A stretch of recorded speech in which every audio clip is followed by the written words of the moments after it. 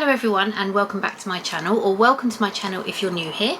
My name is Claire and I put out videos about luxury bags and accessories.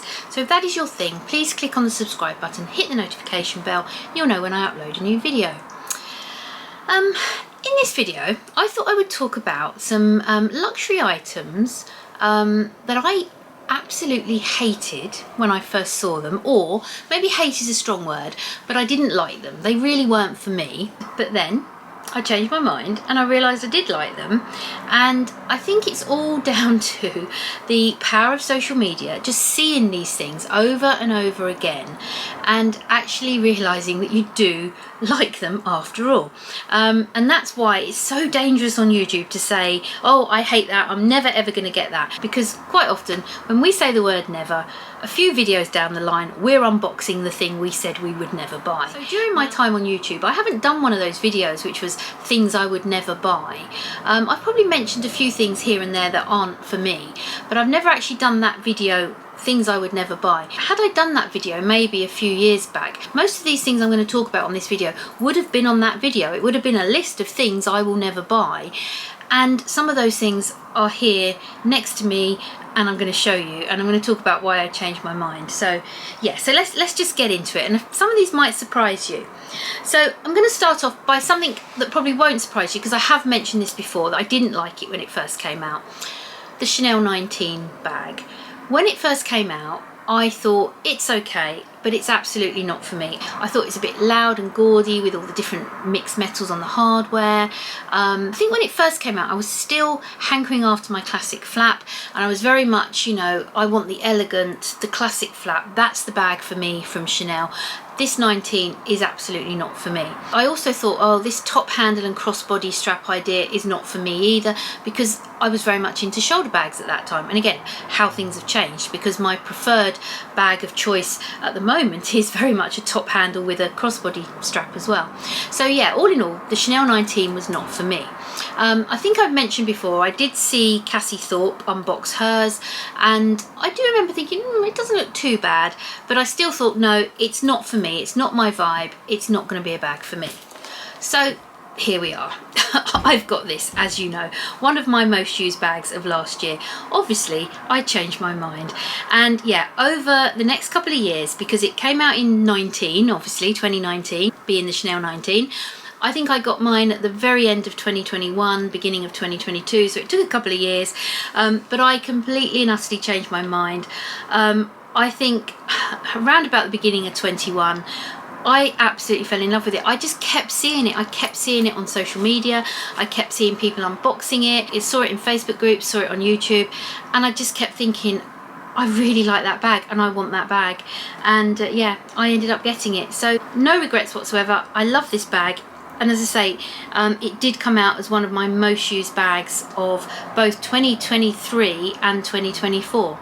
If it wasn't such a horrendous price these days, I would probably get another one of these. And I have mentioned before that I did fall in love with the sort of dark burgundy one that they did a few years ago, and yeah, that was one I really wished I could have got at the time as well. But yeah, love my Chanel 19. So the next one I'm going to talk about is not an item, it's a collection, a design that I really didn't like when it first came out. And this might shock some of my YouTube friends, and I do apologise for this. And that is the Stephen Sprouse collection for Louis Vuitton. I really didn't like that. I was thinking to myself, oh, you know, what have they done? Why have they put this graffiti and these neon colours over this lovely monogram? Why have they done that? I don't get it. I don't understand it. I never really liked that. However, of course, over the years since it came out, I've seen so many pieces online, I've seen pieces in pre-love shops, I've seen my friends unbox lots of pieces of it here on YouTube, and I actually really like it now, and I get it. I really like the edginess and the fact that they have taken this very traditional canvas design that we all know and love Louis Vuitton for, and they've put this graffiti and these neon colours over it, and I really like it. I don't know if I would go and buy a piece. I don't see it fitting in my wardrobe or fitting with my aesthetic, but I absolutely admire it from afar now. When I see my friends use their pieces or show their pieces on YouTube, I think, yeah, they look really cool. So maybe it's because of social media and I've seen it so much. Maybe it's because it is an older collection, it's nostalgic now. But yeah, for some reason I have definitely come round to Stephen Sprouse and I really like that collection. So staying with Louis Vuitton and design, this is another design that I actually didn't like at first, and this one might shock you, but that was Damier Ebene. I actually didn't like Damier Ebene very much. I really like monogram, and my first few pieces from Louis Vuitton were very much monogram. I just looked at the Damier Ebene, I didn't hate it, I just thought it's not as nice as monogram. A friend of mine had a bag in Damier Ebene, I think it was an Alma, and I just really didn't like it. And I was like, no, I much prefer my monogram pieces. I know that the Damier Ebene design was the original canvas design. It's older than the monogram design, but for some reason I just didn't like it, didn't think much of it. And I don't know what really changed my mind, other than that it was maybe just seeing it a lot on social media. But now I have, you know, I think I've got more Damier Ebene pieces than monogram. I mean, I've got a couple here to show you. This is my Ava clutch in Damier Ebene. I love this. I got this pre-loved. Absolutely love this. I think my very first Damier Ebene piece was the Felici Pochette. I remember going to Louis Vuitton in New Bond Street with the idea of getting the Felici Pochette. The sales associate got out the monogram and the Damier Ebene one, and I found myself buying the Damier Ebene, and I thought, what are you doing? You don't like that canvas. But obviously I did.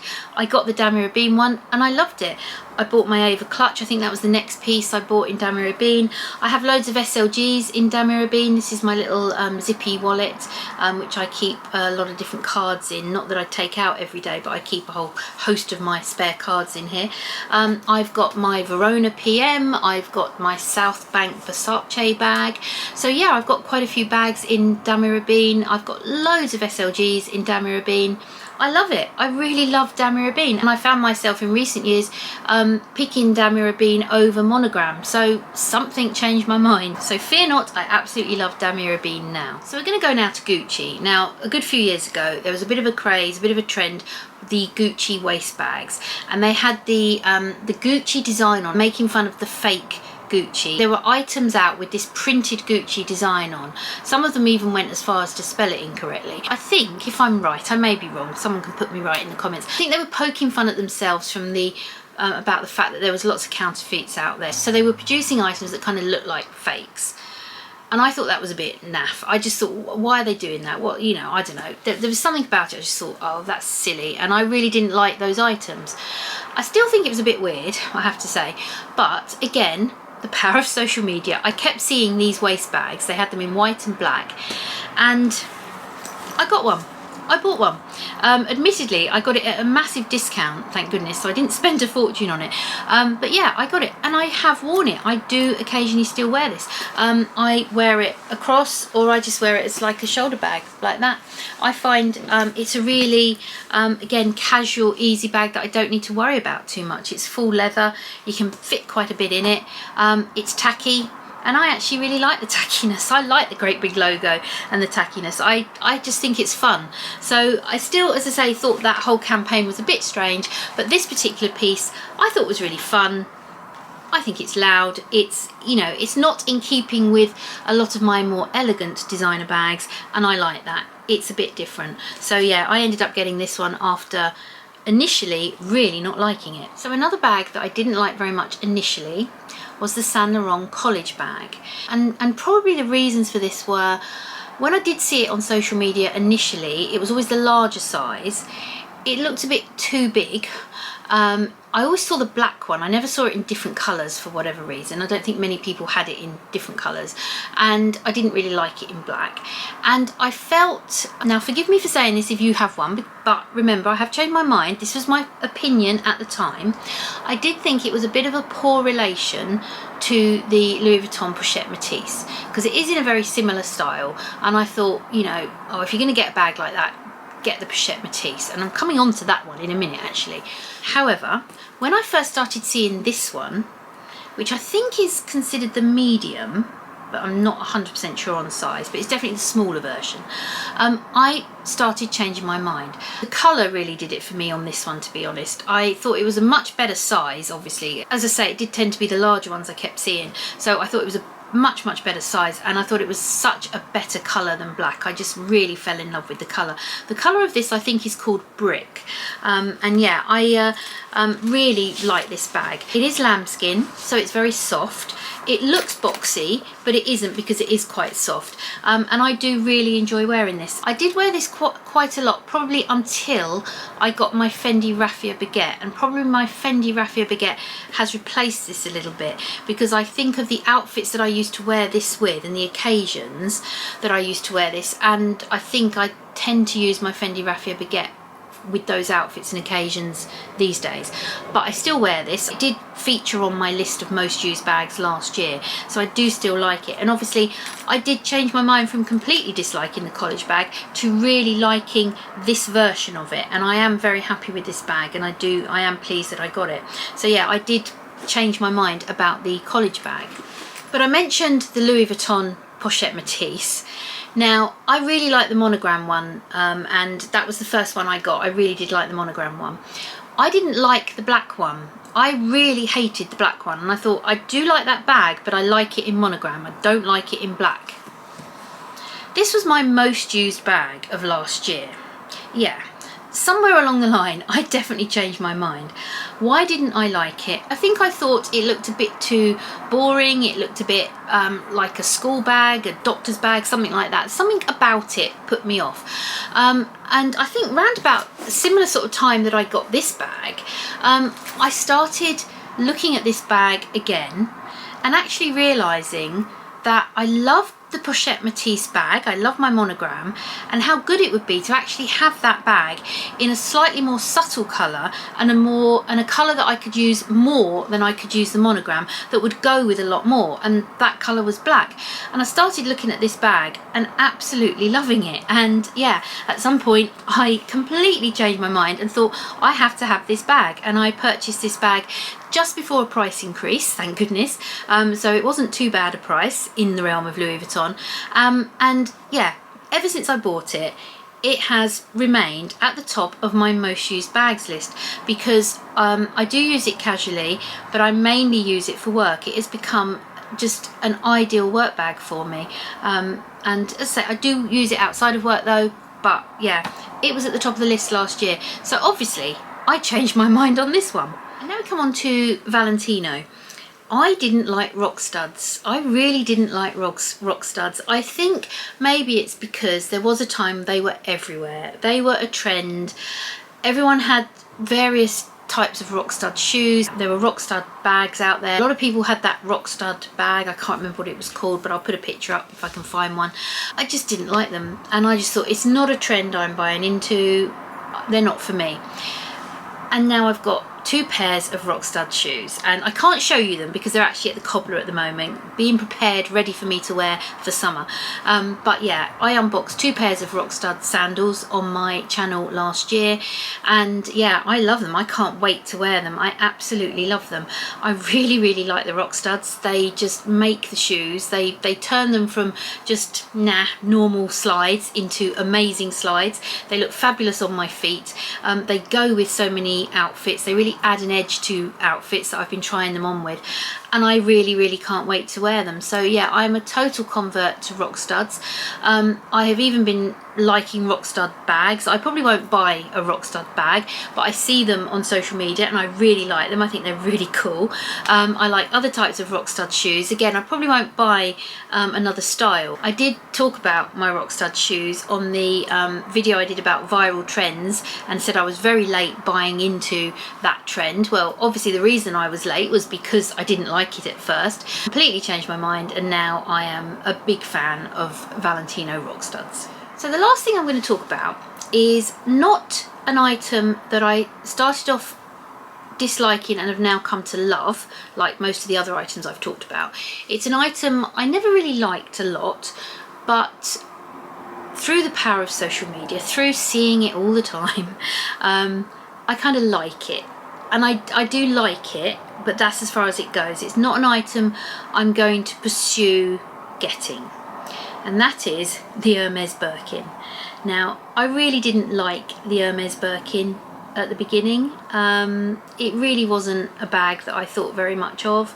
I did years ago have kind of a dupe of the Hermes Birkin by a high street designer, very similar style. I really didn't like it. I didn't get on with it and I sold it.